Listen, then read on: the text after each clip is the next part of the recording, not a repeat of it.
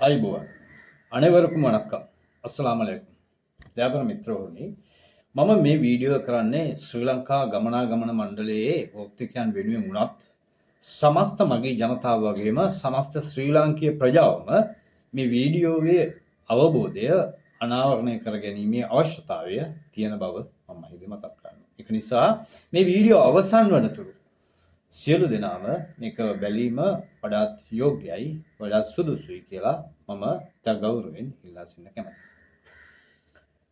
අද මේ වන විට ප්‍රවාහනයේ යම් යම් සංකූලතාවල් ඇතිවීමින් පවතිනවා. ඩිපෝ මට්ටමින් සේවකයන්ගේ වැටුප් සහ මගී සේවාව තුළින් රාජ්‍ය ප්‍රවාහනයේ ලංගම බස් රථවල ධාවනය අඩාල වීම සහ ඒ තුළින් මගී සේවයේ පාසල් දරුවන්ගේ පාසල් යාමට අවශ්‍ය උදෑසන බස් රථ හිමිවීම සිදුවීමින් පවතිනවා. මේ තත්ත්වය කාරණ කොටගෙන සමස්ත පද්ධතිය සහ ඓතිහාසික කාරණාත් එක්ක මේ වීඩියෝව මම ඔබට තබන්න සූදානම්.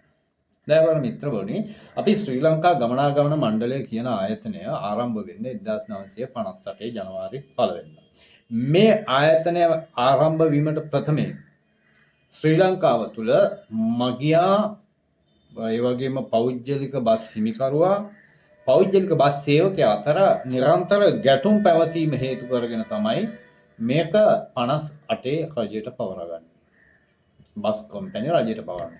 බස් කම්පැනි රජයට පවරා ගැනීමේ මුඛ්‍ය පරමාර්ථය තුළ ඉෂ්ට කිරීමට සඳහා උපකාරී වුණේ කමිෂන් සභා තුනක්. අවසාන කමිෂන් එක තමයි ජයරත්න කොමිසම. ජයරත්න පෙරේරා කොමිසම.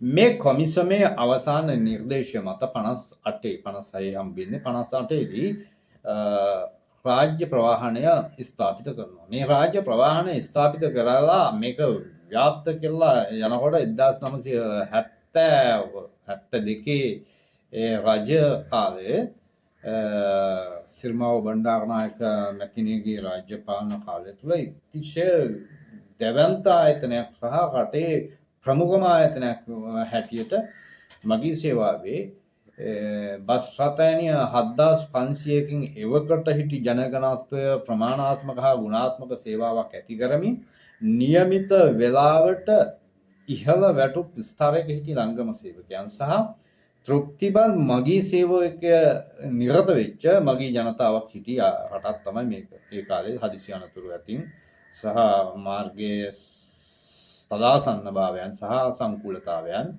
අවම කර ගැනීම සඳහා ප්‍රතිපත්ති ප්‍රවාහනය සම්බන්ධව එවකට සිටි පාලකයන් කටයුතු කරපු බවක් අපට ඓතිහාසික කරුණු මූලාශ්‍ර පරිශීලනය කිරීම තුළින් අපට තේරුම් ගන්න පුළුවන්.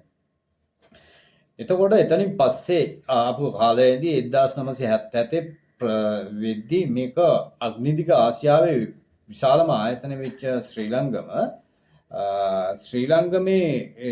රටට මහා භාණ්ඩාගාරයට මුදල් පම්ප කරපු ප්‍රධාන ආයතනයක්. එම ආයතනය කඩාවැටීම සඳහා ජාත්‍යන්තර වශයෙන් බලපෑම් එනවා රජයට. ජාත්‍යන්තර බලපෑම් එනවා සහ පරගති දේශපාලන සංස්කෘතියක් කරපින්නාගෙන ආපු ජයවර්ධන 1977 බලයට එනවා. 1977න් පස්සේ ක්‍රමිකව ක්‍රමානුකූලව මේක දිය කෙරහැරීම සඳහා රජය විසින් අපි දකිනවා රාජ්‍ය මැදිහත් වීම තුළින් රජයේ ධාවනය කරන බස් රථ තමන්ගේ හිත මිතුරන්ට කාර්මික දෝෂ පෙන්නමින් තමන්ට පක්ෂග්‍රාහී දේශපාලන පක්ෂවල සමිතිසා උන්ගේ වෘත්තීය සමිති ඉංජිනේරුවන් පත් කරන ලද ඔවුන් විසින් බස් රථ පෞද්ගලික අංශය සඳහා නිර්දේශ කළා කොන්ඩම් කරලා කියලා දීලා පෞද්ගලික අංශය පසුදින ධාවනයට යොදන මට්ටමට මේ තත්ත්වයපත් වෙනවා. අවසානයේ මේක ක්‍රමානුකූලව අද වෙද්දී ආපු ගමනේ මහා පරිමාණ රාජ්‍ය ප්‍රවාහනය දිය කර හැරීමත් අල්ලස් හා දූෂණ ක්‍රියාවල් වලට රාජ්‍ය සහ නිලධාරීන් මැදිහත් කරගනිමින් පෞද්ගලික ප්‍රවාහනය අවිධිමත් ලෙස සමාජය තුළ ක්‍රියාත්මක කිරීමත් මගියා තමන්ගේ අවශ්‍යතාවය මත මේ අත ගමන් බිමන් යාම සඳහා මේ ප්‍රවාහන අවශ්‍යතාවය ලබා ගැනීමත් සිද්ධ වෙනවා.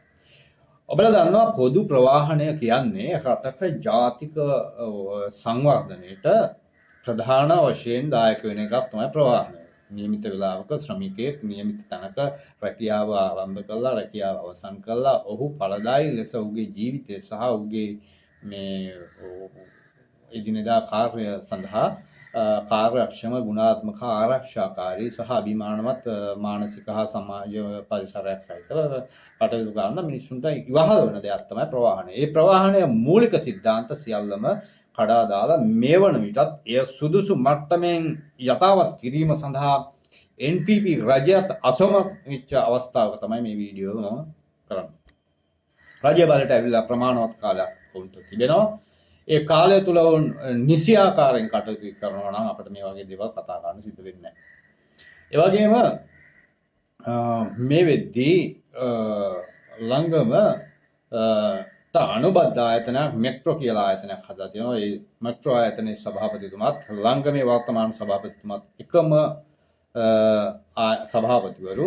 නමුත් මේ ක්‍රියාවලිය තුල ළඟම සංකෝචනය කිරීමෙන් මෙට්‍රෝ ආයතනය ප්‍රසාරණය කරමින් සංකෝචනය වෙච්ච ළඟම මෙට්‍රෝ වලට රිංගන්න යන කටයුත්තක් තමයි මෙතන සිද්ධ වෙමින් පවතින්නේ.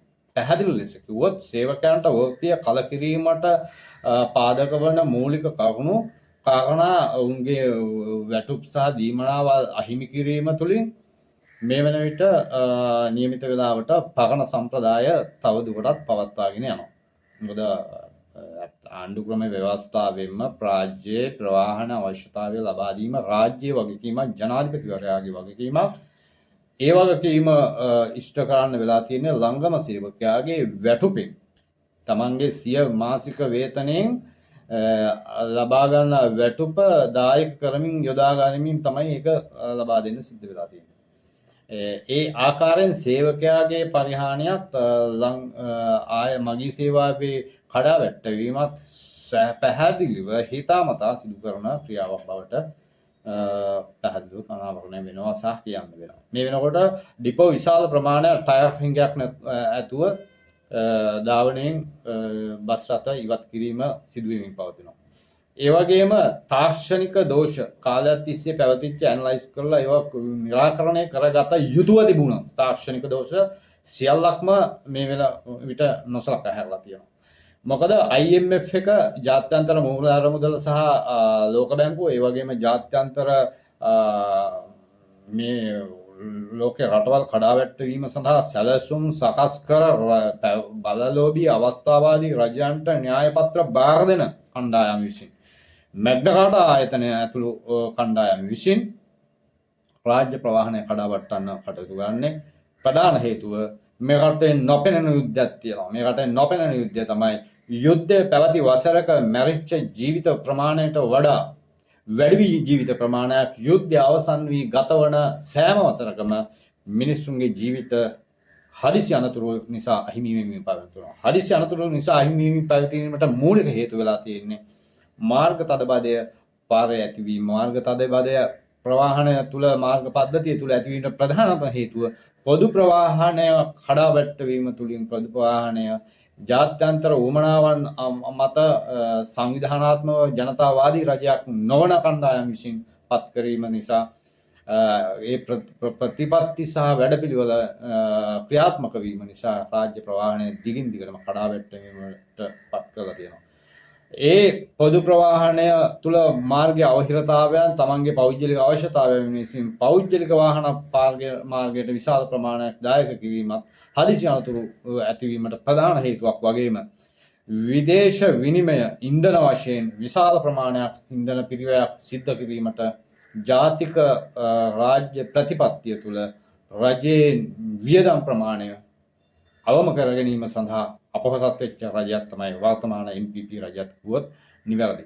මේ සම්බන්ධව කීමට සවන් දීමට සභාපතිවරයා සහ ගේ උවමනාවක් ඇතත් මෙය අරගෙන තියෙන ඉතා සාහසික ජාත්‍යන්තර කුමන්ත්‍රණකරුවෝගේ කණ්ඩායම් සියල්ලම මේ ක්‍රියාවලිය තුළ ඉන්නවා. බිමල් රත්නායකත් බකන් නිලාගෙන ඉන්නවා. ඒ වගේම ගිරවෙක් වගේ නියෝජ්‍ය ඇමතිතුමා කතා කරනවා. එයාලා පහුගිය රජයන් දිගටම 10% කොමිස්සෙක් ගත්තා. මෙයාලා 6%ක් ගත්තා කියලා එතුමලා පිළි අරගෙන තියෙනවා. අපි දන්නවා සමස්තයක් හැටියට එදා ඉඳන්ම ලංගමට අමතර බඩු ගේනකොට 10%ක් බස් රට ගේනීමේදී 10%ක් අනිවාර්යයෙන්ම හම්බ වෙනවා. ඒ 10% අනිල් මුණසිංහ මැතිතුමා විතරයි ලංගමට දුන්නේ වර්තමාන රජයත්. ඒක අපිට දුන්නේ නැහැ කියන දේ තමයි අපි කියන්න තියෙන්නේ. නමුත් ඔවුන්ගේ සත්භාවයේ ස්වභාවයේ ප්‍රමාණය ඔවුන් තීරණය කරා. ඒක නිසා අපිට ඒක ප්‍රශ්නයක් නැහැ. අපි එළියේ ඉඳන් සටන් වදින්න සූදානම්. ඒ සටන් වලදී අනුර කුමාර දිසානායකගේ රජත් ගෙදර යන්න අවශ්‍ය පාර ක්‍රමිකව ක්‍රමානුකූලව ගොඩනැගෙන්න සිද්ධ වෙවි. ඒ සිද්ධ වෙන්නේ වෙන හේතුවක් නිසා නෙවෙයි, අවබෝධයෙන් යුතුව සවන් දීමේ අවශ්‍යතාවය නොමැති කණ්ඩායමකට ලබා දිය හැකි පැහැදිලි දඬුවමක් හැටියට තමයි මේ දේ වෙන්නේ. නමුත් මම වගකීමෙන් හා මගේ ගෞරවාන්විත මගේ රටවැසියන් සහ මගේ සියලුම සමස්ත මගේ ජනතාව රට අනාගතේ බලා ගන්න දුවදරුවෝ බස් රථවල යන වුන් වෙත කියන්න කැමති. මේ සිදුවීම අප සිදු කරන්නේ ඔබගේ අනාගතය නැවත 2022 සිදු කරා වගේ ක්‍රියාවකට නෙවෙයි, නිවැරදි තැනට ඔබලාගේ අනාගතය ගෙන යන්න අවශ්‍ය ශක්තිය ලබා දීම සඳහා තමයි මේ රජයටත් බලපෑම් කරන්නේ.